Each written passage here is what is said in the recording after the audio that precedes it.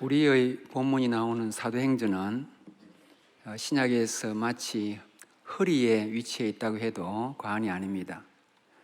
그 이전에 나오는 복음서가 예수 그리스도의 사역과 십자가와 부활을 담고 있고, 그 이후에 나오는 서신서들은 그런 복음의 은혜 가운데 있던 교회들과 사람들을 이렇게 수신자로 적은거리기 때문에 이 사도행전은 신약의 중간에서 복음과 서신서를 연결해주는 교량과 같은 역할을 하고 있습니다.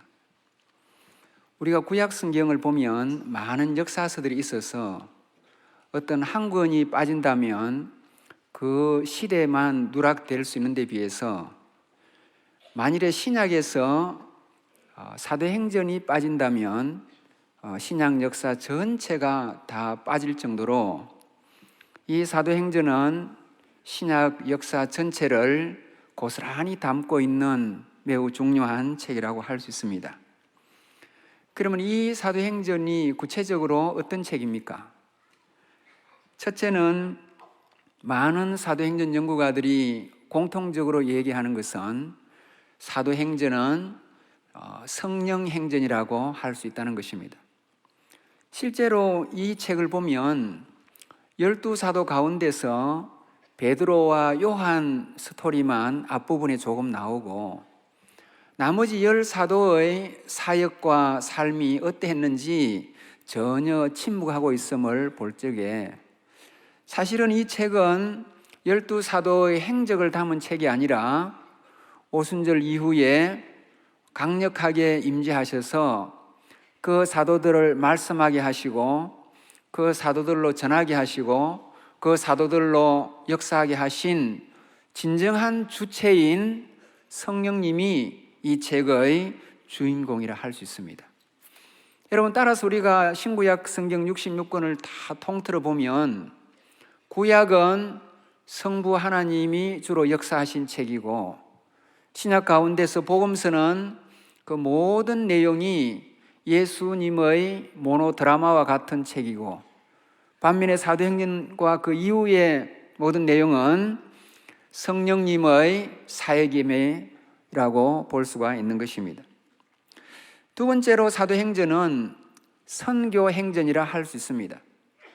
예수님께서 제자들에게 너희는 가서 제자를 삼으라는 중요한 명령을 주셨고, 성천하기 직전에도 너희가 예루살렘과 온 유대와 사마리아와 땅끝까지 이르러 내 증인이 되라는 유언과 같은 중요한 말씀을 하시는데, 이 명령을 들은 제자들이 그 명령에 순종해서 복음을 전한 초대교회의 선교 역사가 담겨 있습니다.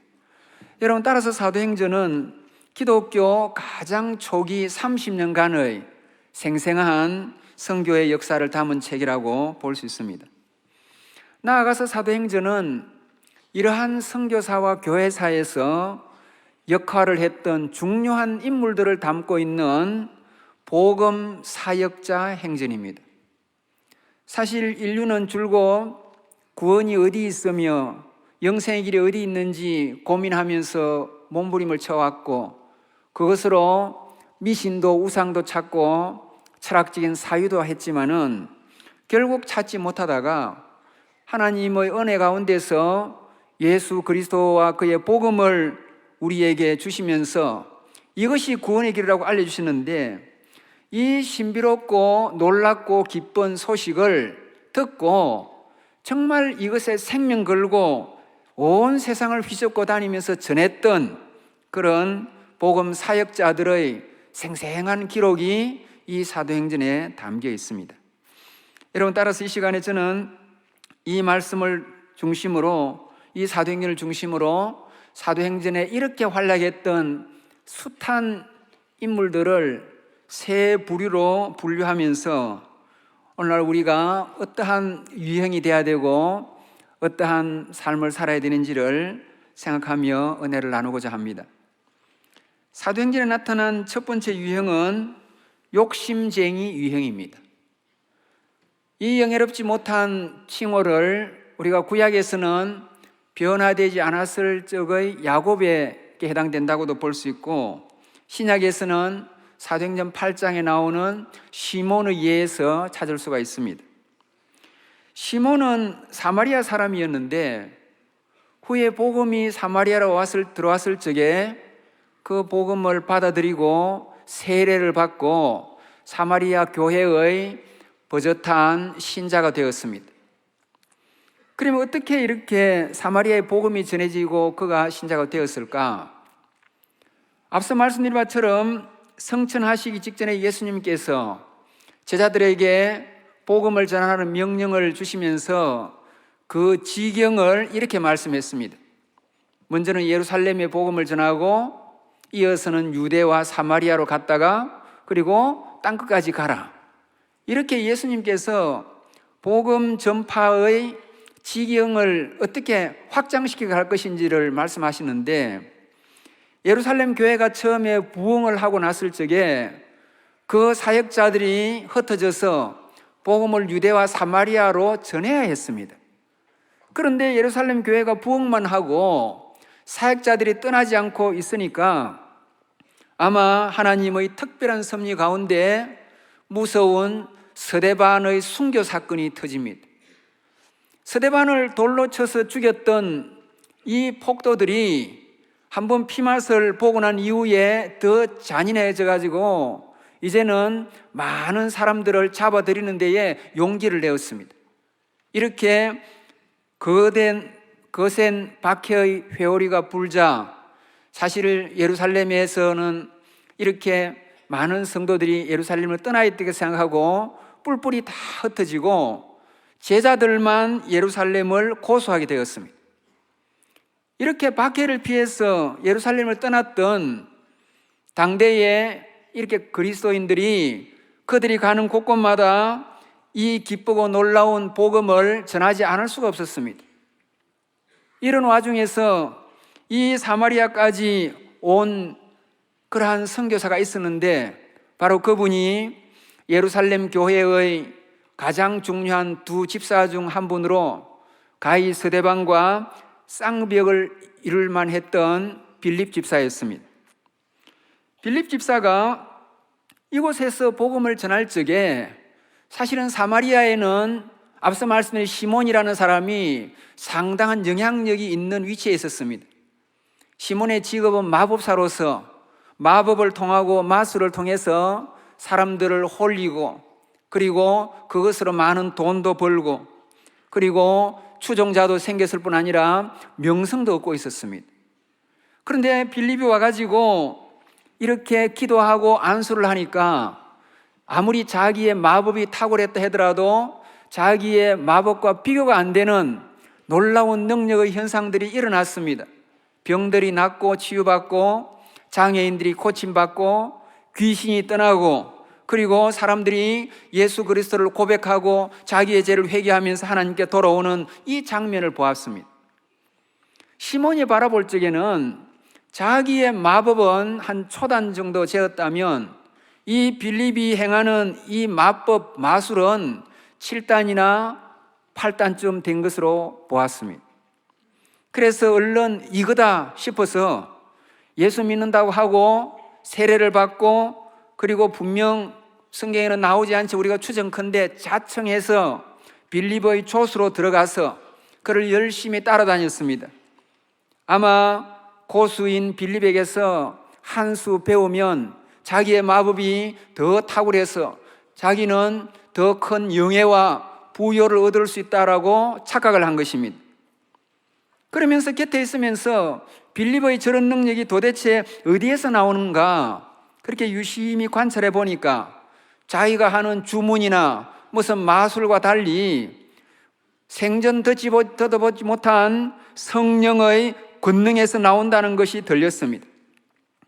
그래서 자기가 그것을 갖고 싶었지만은 차마 자기가 따르고 모시고 있던 빌립에게 그것을 달라는 말이 채 나오지 않았습니다.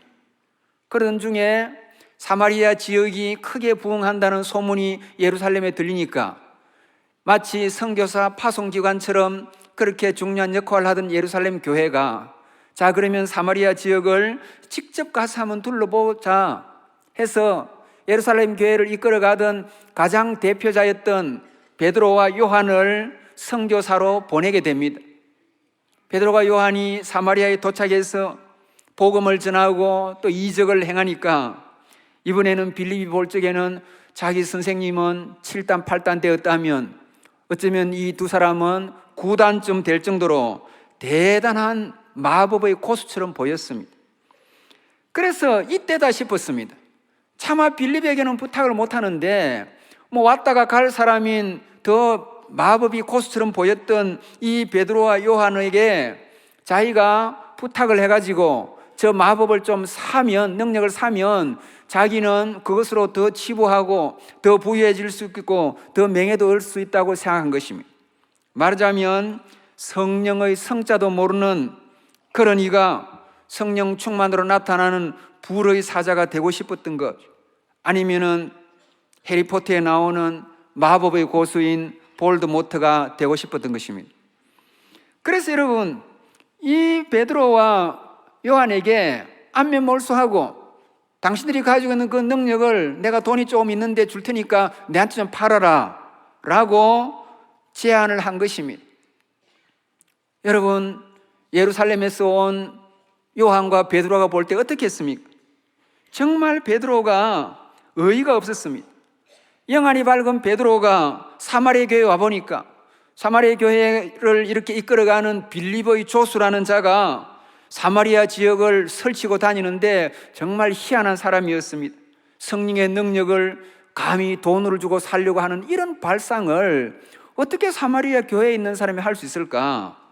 그렇게 생각해가지고 우리가 성경을 보면 얼마나 베드로가 분노했는지, 마음이 바르지 못한 자, 악한 자, 악독이 가득한 자, 불의의 매인 자, 그러면서 이렇게 선언합니다.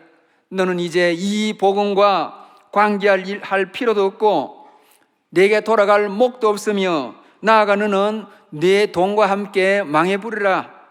이렇게 심한 저주를 퍼붓습니다. 베드로가 여러분 그렇게 거룩한 의분으로 내뱉고 나니까 너무 심하게 했든지 아마 그렇게 퍼붓었다고 생각했든지 바로 이어서 너 같은 자도 너의 악함을 회개하면 살 길이 있을지 모르니까 그러나 썩 떠나라고 물리쳤습니다. 여러분, 이 사건이 이렇게 사도행전에 기록된 것은 뭘 의미합니까? 오늘날 이 시대의 교회 안에도 이런 시몬 같은 자들이 있을 수 있다는 겁니다. 첫째, 시몬은 어떤 자입니까? 첫째는 영적인 일에 완전 무지한 자입니다. 영을 돈으로 살려고 하고 능력을 재물로 구입해갔다는 그 발상 자체가 어떻게 하나님의 공동체 안에서 이런 일이 있을 수 있는가 생각될 정도로 영적으로 무식하고 어리석은 자입니다. 한 15년쯤 전에 한국에도 잘 알려진 미국의 유명한 기독교 대학의 한 교수가 서울에 와서 강연을 한 적이 있었습니다. 저도 마침 그 자리에 참석했었습니다. 그대로 놀랍게도 그 자리에서 기독교 대학의 교수라는 양반이 뭐라고 말하냐 하면 한국을 비롯하여서 아시아에 일어난 모든 부흥운동은 샤머니즘적 운동이다. 여러분 이렇게 말을 했습니다. 제가 여러분 듣다가 당신은 아시아에서 역사하는 성령을 믿지 않느냐? 아니 당신은 성령님의 존재와 그 성령님의 역사를 믿기는 믿는 거냐? 라고 질문했던 기억이 떠오르는 것입니다. 뿐만 아닙니다. 우리나라의 대표적인 학자라고 자칭 타칭으로 회자되는 분 가운데 기독교를 좀 알고 설명하고 싶어서 다메섹을 다녀온 모양입니다. 근데 그가 다녀와서 하는 말이 자기가 다메섹에 가보니까 햇빛이 너무 강렬해가지고 아마 그 옛날 사도 바울이 그 강력한 햇빛에 그만 눈이 멀고 정신이 살짝 가가지고 그때부터 헛소리를 했다는 것입니다. 학식에 있어가지고 바울과 비교가 안 되는 그 몇 푼어치 용량의 지성의 틀에 경계가 없는 놀라운 하나님의 영적 세계를 담으려고 하니까 그게 그 머리에 들어오지가 않는 것입니다. 여러분, 우리가 이 땅에 하나님 나라의 역사가 많이 일어나는데 모든 하나님 나라의 역사를 정치적으로 해석하고 이데올로기로 해석하고 사회적인 구조로 해석하고 모든 교회를 사회적인 기관으로 환원을 시켜가지고 그렇게 접근한다면 그것이야말로 영적인 일에 무지한 접근이요, 무지한 행위요, 영적 기본기와 영적 ABC도 못 갖추는 것입니다. 영적인 일에는 영적으로 접근하고 영적인 일에는 영적으로 해석하는 저와 여러분 되기를 바랍니다. 두 번째, 시몬은 무슨 문제가 있습니까? 돈이면 뭐든지 될 수 있다 라는 금전 환원주의, 금전 절대주의, 금전 만능주의에 빠진 사람입니다. 혹시 우리가 돈을 사랑하는 애금주의는 가끔 있을 수 있습니다. 그러나 애금주의를 넘어서 돈을 하나님처럼 절대화하고 돈만 있으면 못할 것이 없다고 생각하고 착각하는 이러한 것은 정말 기독교 공동체 하나님 나라에 맞지 않는 태도입니다. 물론 우리가 하나님 앞에 드리는 헌금과 헌물과 헌신은 정성과 최선을 다해서 드려야 되고, 또 하나님 나라에 이렇게 재원이 부족해서, 물질이 부족해서 교회도 어렵고 선교도 어렵고 사역도 하지 못하고 개척교회도 힘들고 이런 일이 있어서는 안 될 것입니다. 그러나 어떤 경우든지 우리가 그러나 바로 인식해야 될 것은 하나님 나라에서 돈은 수단이지 목적이 아니고, 하나님 나라 운동에서 돈의 모든 절대적 가치를 부여하는 것은 결국 재물을 숭배하는 계기에서 하나님이 기뻐하시지 않는 불신앙적인 행동입니다.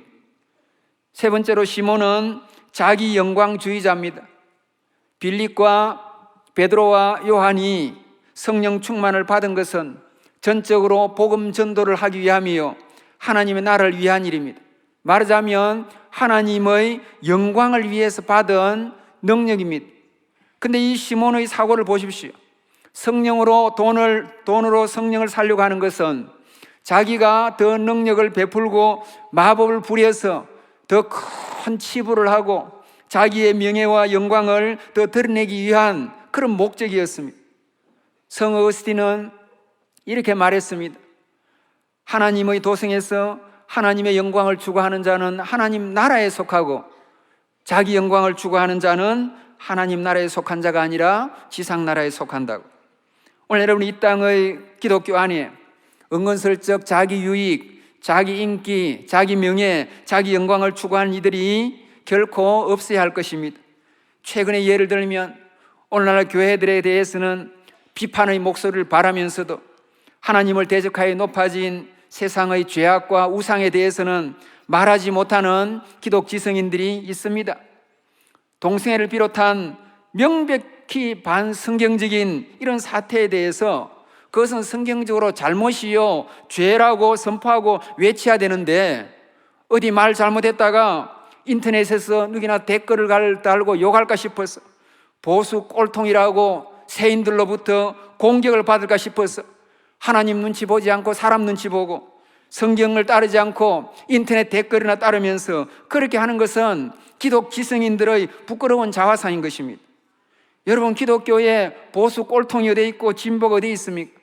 기독교는 성경을 따르는 종교요, 성경을 따르는 기독교는 제대로 된 기독교요, 성경을 따르지 않고 성경에다 자기 생각, 자기 합리주의, 자기가 생각하는 시대 정신 모든 걸 섞어가지고 그 잘하는 말솜씨와 그 잘 쓰는 글솜씨로 교묘하게 그렇게 꾸며대는 사이비 지성인들이 주장하는 기독교는, 그거는 진정한 성경의 기독교가 아닌 것입니다. 여러분, 기독교는 성경이 말하는 것을 그대로 믿고 그대로 따르는 것입니다. 여러분, 우리가 이 시대에 화인맞은 시대 정신으로 하나님의 말씀에 나오는 것을 왜곡하고 변색하고 그렇게 한다면은 정말 우리는 이름만 거칠에만 그리스도인이지 성경을 따르지 않는 거라고요. 그런데 여러분, 동성애교를 한번 보십시오. 구약도 죄라고 보고 신약도 죄라고 분명히 이야기하겠는데, 이렇게 성경이 명명백백하게 규정하는 이런 죄에 대해서 무슨 소수 인권이니, 무슨 합리주의니, 무슨 시대 정신이, 무슨 약자 논리니, 이런 교묘한 인간적인 논리가 개입할 여지가 어디 있는 것입니까? 우리가 정말 하나님의 백성이라면은 성경이 뭐라고 하는데 철저히 귀를 기울여야 되고, 그 성경이 명백하게 답을 하는 거라면은 거기에 우리의 좋은 머리로 각색하고 변색시키지 말고 그대로 따라야 되고, 그대로 따라서 그 주장을 외쳐야 되고, 설령 욕을 얻어먹더라도 하나님 앞에서 아닌 것은 아니라 하고 맞는 것은 맞다 하고 틀린 것은 틀리다 하고 그렇게 외치는 것이 당연한 것입니다. 이렇게 여러분 당연하게 외쳐야 될 문제를 두고 왜 한국의 많은 지도자들, 많은 똑똑한 지성인들, 기독 지성인들이 세상 눈치 보고 세상의 댓글에 신경 쓰고 침묵이나 하고 몸살이기만 한다면은 여러분 그것이야말로 하나님 앞에서 위선이요 그리고 하나님의 영광을 욕되게 한 일일 것입니다. 자, 여러분 정리하면 이렇습니다.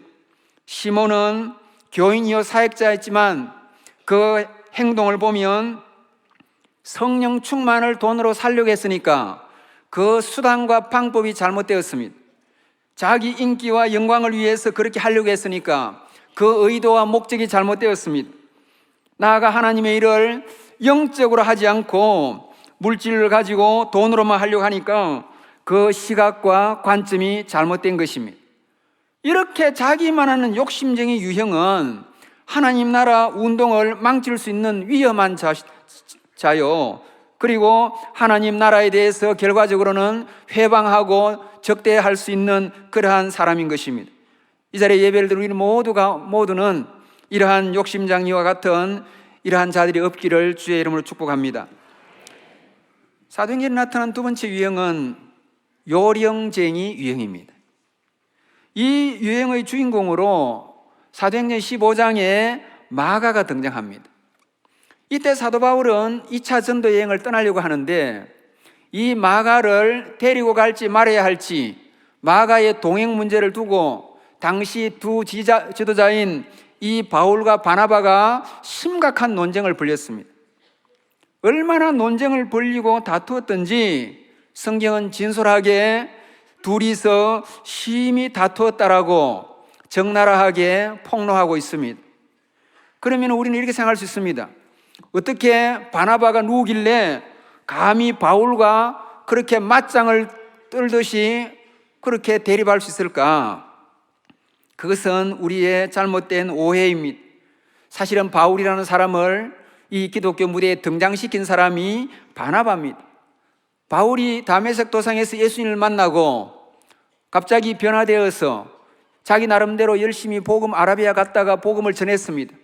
그러면서 이제 예루살렘에 올라가 가지고 예루살렘을 지키고 있던 예수님의 제자들과 교류하면서 자기도 제자의 반열에 같이 어울리면서 사역하려고 올라갔는데 제자들이 그 바울의 전력을 알기 때문에 그를 두려워하고 만나기를 싫어하고 피했습니다. 심지어 바울은 이때에 다소로 내려가 있기도 했습니다. 이럴 때에 바나바가 이 바울을 데리고 다니면서 적극적으로 그의 회심을 설명해 주었고 그가 성령 충만하여서 이제 변화되어서 복음의 사역자가 되었다는 것을 제자들과 기존의 신자들에게 설명해 주었던 사람이 바나바입니다. 말씀드린 것처럼 바울이 잠시 고향에 내려가 있을 적에 바나바가 고향까지 내려가 가지고 그 바울을 설득해서 데리고 와서 안디옥, 자기가 섬기던 안디옥 교회에서 1년간을 사역을 같이 했습니다. 자, 말하자면 바나바는 바울의 인도자와 같은 그런 중요한 인물들이었습니다. 결국에는 이 두 사람이 마가의 동행 문제로 나누어져 버려 가지고 결과적으로 바울은 실라와 함께 수리아로 갔고 그리고 바나바는 마가와 함께 구브로라는 지역으로 갔습니다. 이 두 사람이 나누어진 것은 결과적으로는 합하여 선을 이루시는 하나님의 복음 전도의 두 가지 방향으로 인도하신 그런 것이지만은 그 정도로 당시에 마가의 문제는 두 지도자가 나누어질 정도로 심각한 거였습니다. 그러면 도대체 마가라는 인물은 누굽니까? 이 마가를 이해하기 위해서는 그의 어머니를 이해할 필요가 있습니다. 여러분 사도행전 말씀드린 바대로 초반에 순교 사건이 두 번 일어납니다. 스데반 집사는 폭도들에 의해서 돌에 맞아 순교당하고 그 다음에 야고보 사도는 헤롯에 의해서 순교를 당합니다.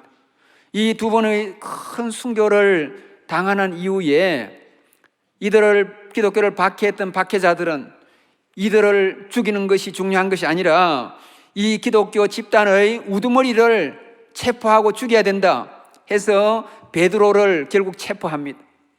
베드로를 붙잡아서 이렇게 투옥을 시키고 양쪽에 쇠사슬을 묶어서 그를 묶어놓고, 그리고 예수님의 빈무덤 사건을 기억하던 이들은 혹시 베드로에게도 일어날까 싶어서 쇠사슬을 묶어놓고 양옆에서 군인이 지키고 있었고, 문 앞에도 군인이 지키고 있었고, 첩첩이 문마다 지키고 있었습니다.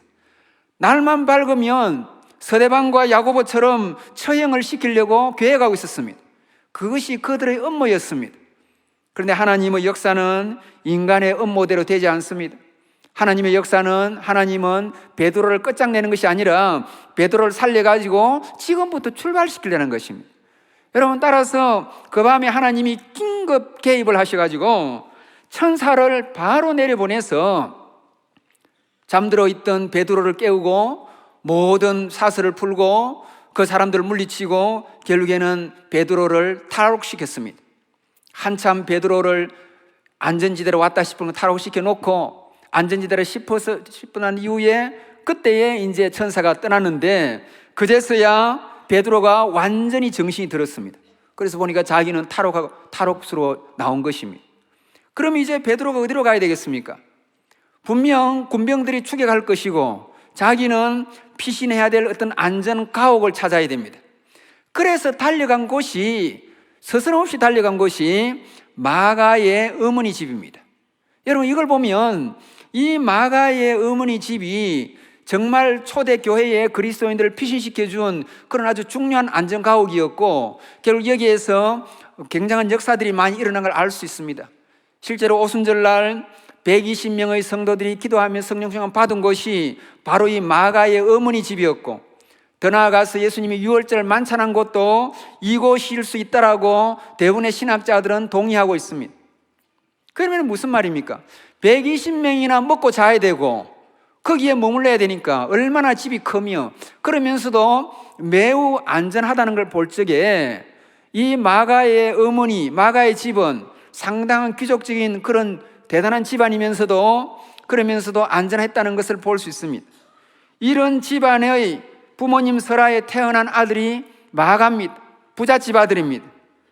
그런데 이 마가가 그러면 왜 불명예스러운 요령쟁이냐?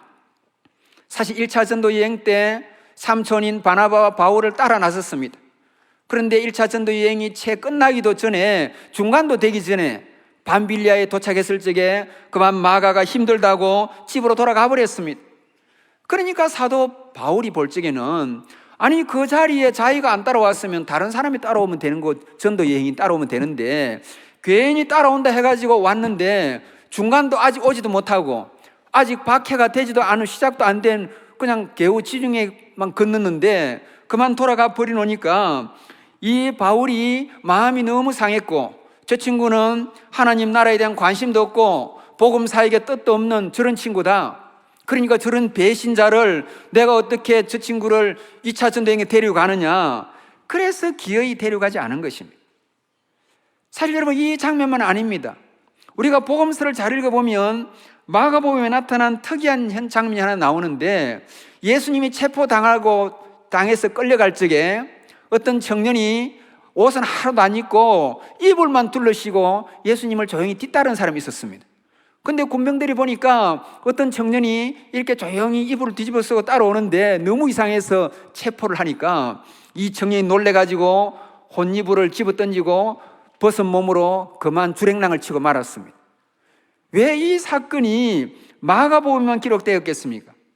우리가 요한복음에 나타난 특이한 여러 가지 기록들은 그것을 기록한 요한을 암시하는 것으로 해석하듯이, 마가복음에 기록되는 이 벌거벗고 예수님을 조용히 따랐던 이 마가는 분명히 자기 집에서 유월절 만찬한 예수님과 그 일행을 봤을 것이고, 예수님이 이제 어디로 가니까 자다가 일어났는지 옷을 입지도 못하고 얼른 혼이불을 둘러쓰고 살짝 뒤따라 가다가 이런 해프닝을 벌인 것입니다.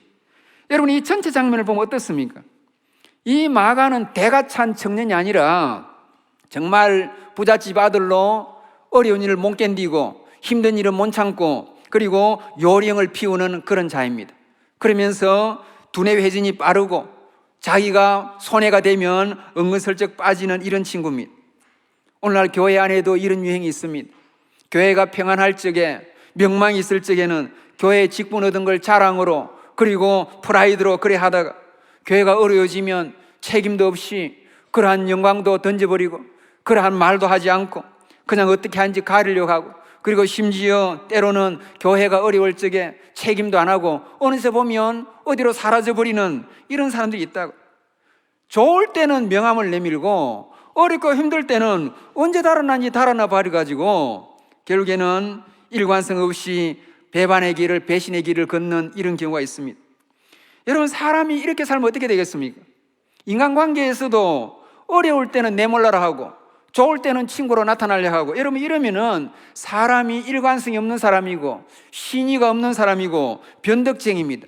이랬다가 저랬다가 사람이 종잡을 수가 없고, 종잡을 수가 없으니까 신뢰할 수 없고, 신뢰할 수 있으니까 일을 맡기지 못하고, 일을 맡기지 못해 결국에는 하나님 나라 운동의 아웃사이드로 그냥 이름 없이 사라지는 것입니다. 여러분, 우리는 우리의 그 장깨와 머리를 가지고 정말 우리의 셈법으로 살아가지만 하나님의 셈법은 우리의 셈법과 다른 것이고, 우리가 요령을 피워서 그렇게 한다면 하나님 앞에, 사람 앞에 신뢰를 얻기 어려울 뿐만 아니라 하나님으로부터 때로는 신뢰를 얻기 어려운 것입니다. 마가는 바울에게 찍혀서 그렇게 혼이 났는데 사실은 바울에게만 찍힌 게 아니라 어쩌면 하나님에게 찍히지 않은 찍힌 것과 같다고 볼 수 있습니다. 우리 모두는 비가 오든지 눈이 오든지 태풍이 불거나 지진이 일어나든지 남은 나는 거고, 그 자리에서, 주어진 자리에서 흔들림 없이 묵묵히 그 자리를 지키고 하나님께서 맡겨주신 귀한 직분들 충성하는 저와 여러분 되기를 주의 이름으로 축복합니다. 자, 이제 마지막으로 사도행전에 나타난 세 번째 유형은 미치광이 유형입니다. 사도행전 26장 24절에 베스도가 바울을 두고 하는 말이, 바울아 내가 미쳤도다 라고 말합니다. 한마디로 말하면 비정상이라는 것입니다. 영의 세계를 모르는 사람이 성령 충만한 사람을 보면 이상하게 보입니다. 사실 이 순간만 아니라 처음에 오순절날 성령 충만이 임하고 난 이후에 성령 충만을 받은 사람들이, 제자들이 나가서 복음을 전하니까 사람들이 뭐라고 평했습니까? 저희가 새 술에 취했다. 분명히 맑은 정신 아니고 술 취한 모습인데 옛날 술에 취했으면 갈짓자를 걷고 행패를 부리고 욕설은 할 건데, 저 술은 무슨 술인지 취하기는 취하고 맑은 정신이 아닌데 이상한 소리를 하고 고함을 지르고 뭐 날뛰는 것처럼 보이니까 사람들이 볼 적에는 분명히 술 취했지 맨정신이 아니다 라는 것입니다. 여러분, 사도행전에 성령 충만 받고 맨정신이 아닌 사람들처럼 사역하는 사람이 어디 바울 한 사람뿐입니까? 돌에 맞아 죽으면서도 원망하지 않고 이를 갈지 않고 이 죄를 저들에게 돌리지 마옵소서라고 기도한 스데반, 그리고 초대교회의 많은 인물들이 일반인들이 볼 적에는 사실은 정신 나간 사람들이고 맨정신이 아닌 미친 사람처럼 보인 것입니다. 왜 이렇게 이들이 미치게 되었습니까? 사실은 욕심쟁이 유형은 욕망에 미친 사람들입니다.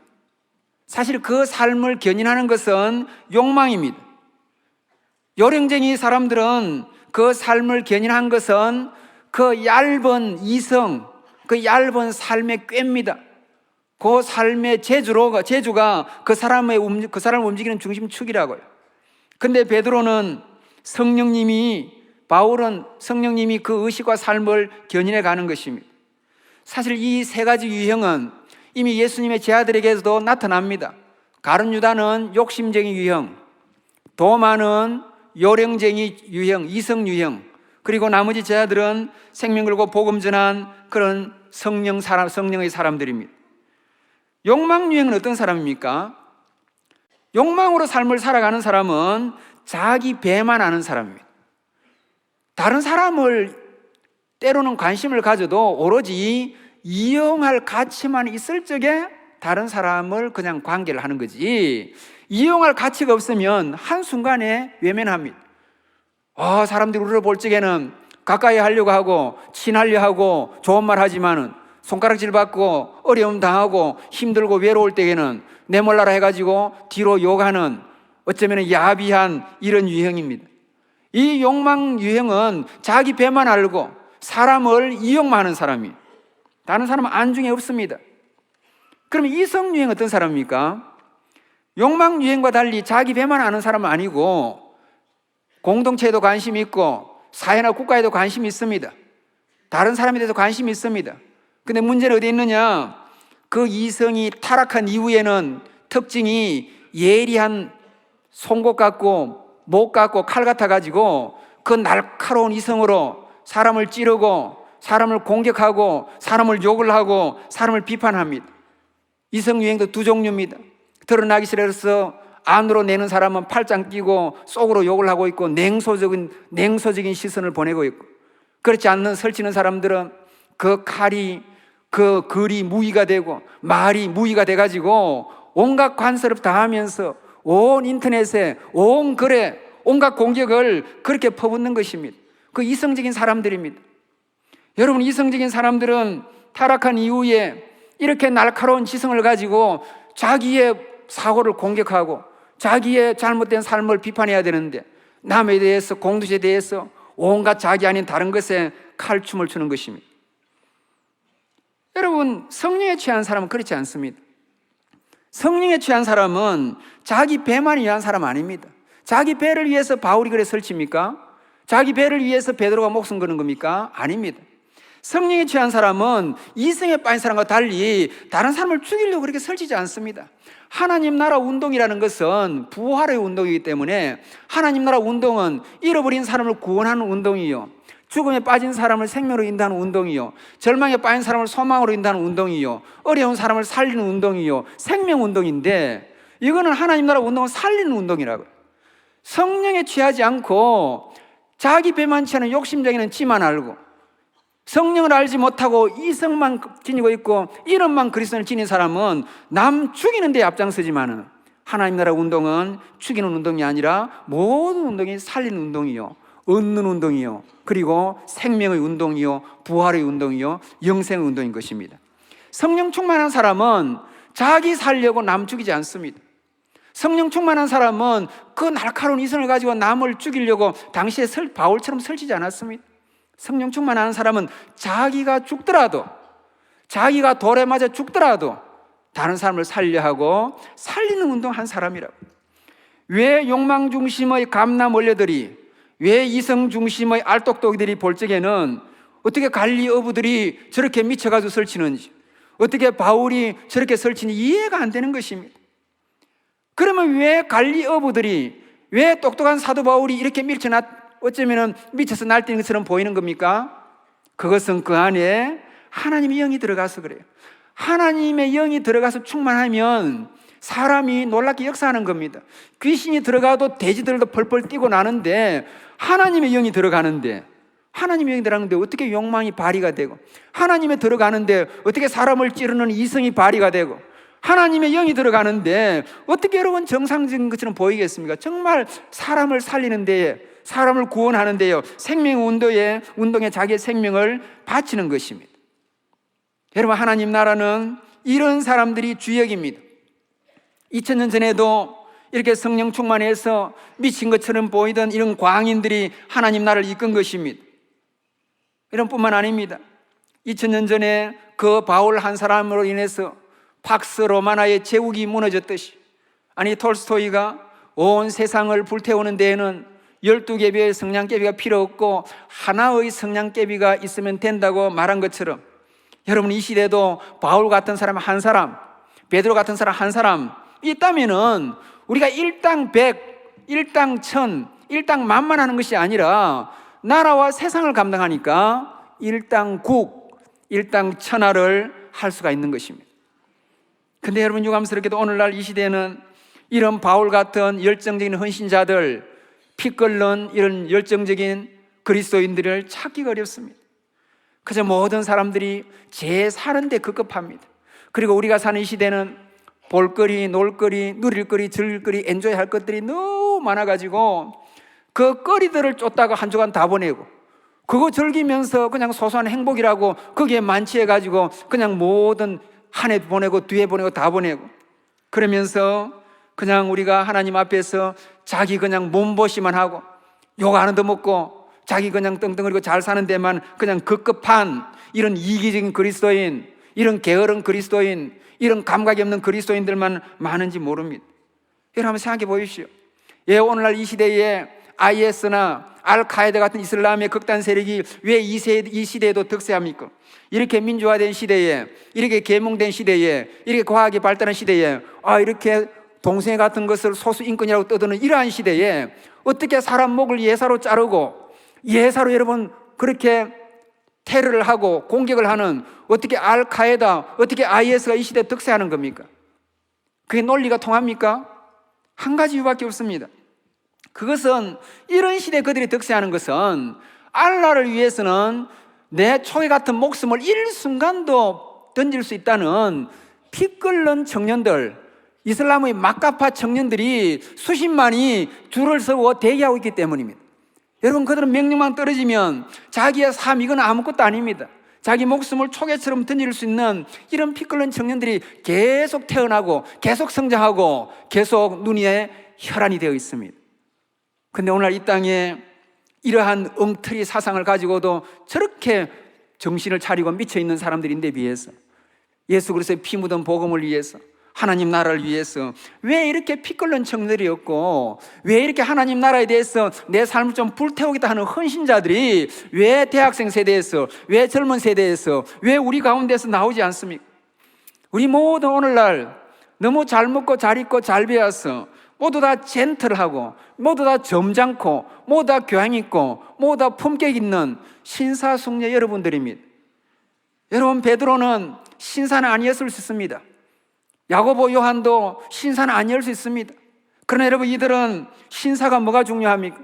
이들은 하나님 나라를 위해서 목숨을 자들으라고. 비록 베드로는 마음이 약해서 그렇지만은 그 중심으로는 내가 주님 정말 사랑하는 거 주님 아시지 않습니까? 내가 주님을 위해서 내 목숨 드릴 수 있습니다. 여러분, 그런 사람이 베드로고 예수님도 그 마음을 알았다고요. 여러분, 바울은 어쨌습니까? 사도행전 20장 24절, 복음을 증언하는 일을 마치려 하면은 내가 나의 생명을 조금도 귀한 것으로 여기지 아니하겠노라. 왜 오늘날에는 이렇게 바울처럼 복음을 위해서, 이렇게 베드로처럼 하나님 나라를 위해서 자기 청춘을 던지는 왜 이런 사람들이 없고, 왜 자기의 생을 불태우는 사람이 왜 이렇게 줄어가고 거의 찾기 어려운 것입니까? 주님은 그 시대처럼 이 시대에도 복음을 위해서 헌신할 차를 찾으신다고. 주님은 그 시대처럼 이 시대에도 세상 일을 못할 정도로 하나님 나라를 위해서 눈멀고, 그저 주님 사랑에 눈멀고 주의 나라 위해서 목숨 건 이런 전사들, 이런 거룩한 바보들, 이런 복음에 의해서, 복음에서 미친 어쩌면 광인들을 찾고 계시고 부르고 계시고 초대하고 계시는 겁니다. 이 시간 말씀도 우리 모두가 이런 주님의 음성에 복음의 광인으로 초대하시고 거룩한 바보로 초대하시는 이 애타는 주님의 음성을 듣고 거기에 순응하는 저와 반응하는 저와 여러분 되기를 주의 이름으로 축복합니다. 이제 말씀의 결론을 내립니다. 사도 바울이 마지막 쓴 유언장 같은 편지가 디모데 후서입니다. 자기는 이 디모데 후서의 마지막 4장에서 자기의 모든 삶을, 사역을 되돌아보면서 이제 회고를 합니다. 데마와 알렉산더는 우리와 함께 했지만 세상을 사랑해서 떠났다, 그렇게 아쉽게 회고를 하고, 그리고 놀랍게도 4장 11절에 이런 말을 합니다. 내가 이제 마가를 데리고 와라. 저가 나의 일에 유익하니라. 여러분, 이게 무슨 말입니까?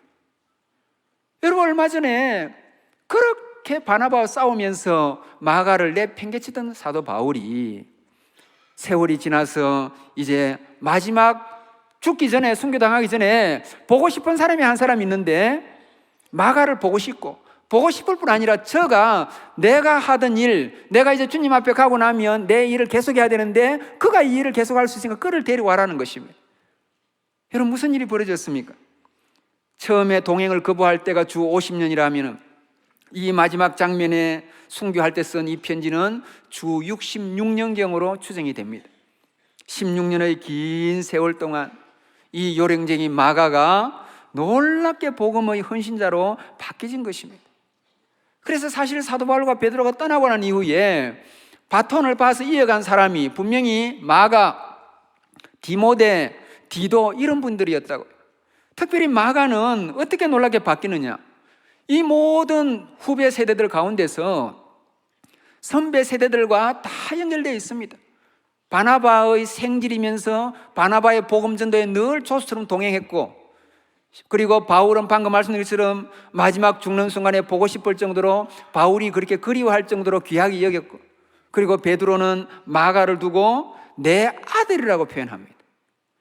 여러분, 초대교회의 가장 중요한 인물들인 베드로, 바울, 바나바와 다 결부된 사람이 마가이고, 이 마가 더 놀랍게도 복음서를 쓴 것입니다. 그 마가복음이 네 복음서 가운데 가장 먼저 기록된, 어쩜 복음의 가장 원형적인, 가장 먼저 된 복음을 이 마가가 쓴 것입니다. 여러분, 이렇게 사람이 놀랍게 바뀐 것입니다. 오늘 저와 여러분에게 무엇을 시사합니까? 만일 우리 가운데 왕년의 마가처럼 요령쟁이가 있다면 우리가 변화될 수 있다는 것을 말씀 보여줍니다. 우리가 변화되어서 마가처럼, 하나님 나라에서 마가처럼 의미 있고 중요한 일을 할 수 있다는 그런 가능성과 시사를 보여줍니다. 여러분, 하나님 나라에 마가만 달라졌습니까? 아닙니다. 실제로 바울 한번 보십시오. 그렇게 교회를 핍박하고 그 당대에 하나님의 종이었던 스데반을 죽이려고 앞장섰던, 스데반의 피 묻은 그 현장을 지키면 죽이면 나섰던 그 사람이 바울입니다. 그렇게 교회를 비패하고 하나님의 종을, 주님의 종을 그렇게 공격한 바울도 바뀌어가지고 복음을 위해서 자기의 생명을 드린 거라고요. 하나님 나라의 역사는 그 시대에만 국한된 거 아닙니다. 하나님 나라는 과거로 끝나는 거 아닙니다. 하나님 나라는 완료가 아니고 진행행위라고요. 무슨 말입니까?